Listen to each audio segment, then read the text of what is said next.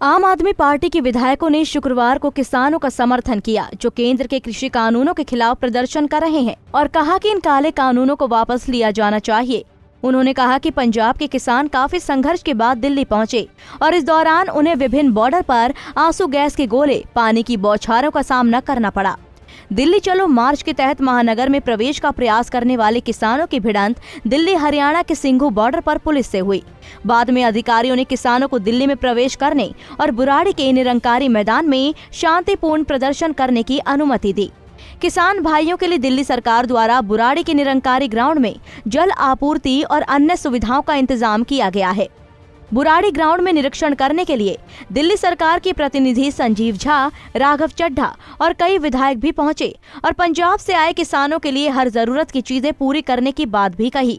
दिल्ली जल बोर्ड के मंत्री और तमाम अधिकारी भी राघव चड्ढा के साथ पहुंचे और कहा कि सरकार और जल बोर्ड की ओर से किसानों को किसी भी चीज की जरूरत होगी तो पूरी होगी। देखिए, आज अरविंद केजरीवाल जी की सरकार, उनके सरकार का दिल्ली जल बोर्ड बुराड़ी में स्थित इस निरंकारी ग्राउंड में तमाम जलापूर्ति की व्यवस्था बनाने के लिए यहाँ पर जितने भी हमारे किसान भाई बहन पंजाब से, हरियाणा से, अन्य राज्यों से दिल्ली की ओर आ रहे हैं अपना विरोध दर्ज कराने के लिए, उनको किसी प्रकार की कोई असुविधा महसूस ना हो उसके लिए पर्याप्त मात्रा में तमाम अरेंजमेंट्स किए जाएं।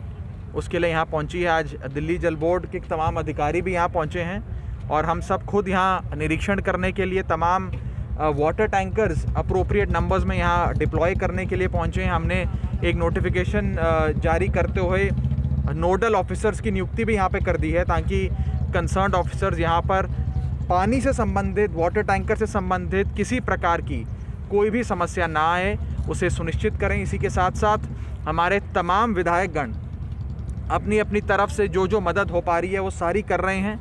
खाने की व्यवस्था हो, चाहे उनके शेल्टर की व्यवस्था हो, हर प्रकार की व्यवस्था के लिए अरविंद केजरीवाल जी की सरकार तैयार है, तत्पर है और किसान भाई बहनों के साथ पूरी तरीके से खड़ी है।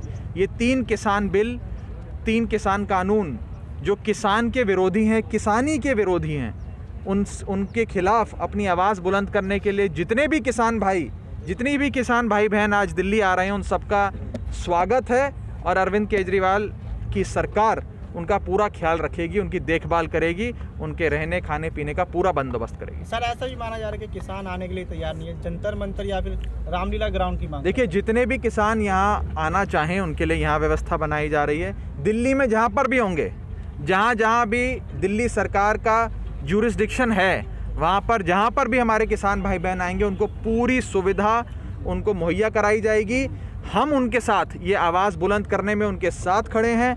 आम आदमी और आम आदमी पार्टी पूरी तरीके से किसानों के साथ उनके इनकलाब की जो आवाज़ है उसे बुलंद करने में उनका साथ देगी। राघव, जो 9 जेल को अस्थायी तौर पर 9 स्टेडियम को जेल बनाने की बात की गई थी, आपने भी ट्वीट किया था कि आखिर क्या वजह है कि मांग को ठुकरा दिया दिल्ली सरकार ने? देखिए, दिल्ली सरकार ने एक बहुत ही अहम फैसला लिया जिसके लिए मैं माननीय मुख्यमंत्री अरविंद केजरीवाल जी को धन्यवाद देना चाहता हूं, जिसमें केंद्र सरकार ये चाह रही थी कि दिल्ली में जगह जगह जेल बना दी जाए, टेम्पररी जेल बना दी जाए कि किसान भाई बहनों को पकड़ पकड़ के उस जेल में बंद कर दिया जाए ताकि वो विरोध प्रदर्शन अपना दर्ज ना करा सकें।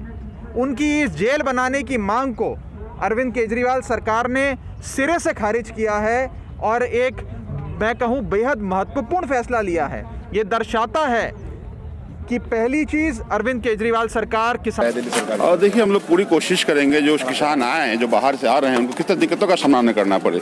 दिल्ली सरकार पूरी तरह से कोशिश करेगी कि उनको किसी भी तरह का दिक्कत का सामना ना हो। जो भी व्यवस्था हो, चाहे खाने पीने का हो, लाइट का हो, टॉयलेट का हो, सब व्यवस्था करने की कोशिश। वहीं राज्यसभा के सदस्य संजय सिंह ने भी किसानों को समर्थन दिया। उन्होंने कहा कि इतने संघर्ष के बाद किसानों को दिल्ली में प्रदर्शन करने की अनुमति दी गई है। उन पर लाठीचार्ज किया गया, आंसू गैस के गोले छोड़े गए और जब सरकार के सभी उपाय विफल हो गए तो उन्हें अनुमति दी गई। सरकार ने बैठक की तारीख खिसकाकर 3 दिसंबर क्यों कर दी? दिल्ली से अनिल कुमार, पंजाब केसरी टीवी।